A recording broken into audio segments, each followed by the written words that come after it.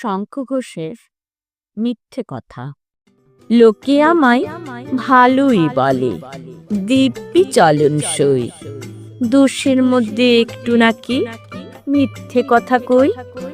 ঘাটশিলাতে যাবার পথে ট্রেন ছুটেছে যখন, মায়ের কাছে বাবার কাছে করছি বকম বকম।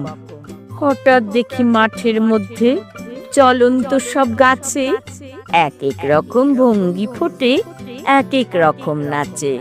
ওমা, দেখো নৃত্যনাট্য!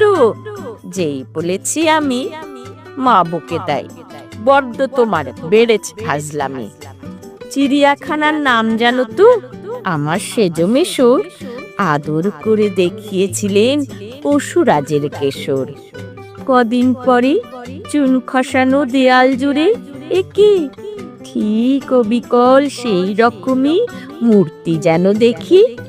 ক্লাসের মধ্যে যেই বলেছি সুরঞ্জনার কাছে, জানিস আমার ঘরের মধ্যে সিংহ বাঁধা আছে।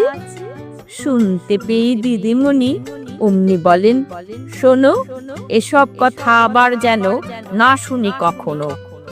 বলি না তাই, সেসব কথা সামলে থাকে খুব, কিন্তু সেদিন হয়েছে কি এমনই বেয়াকুব, আকাশ পারে আবারও চোখ গিয়েছে আটকে।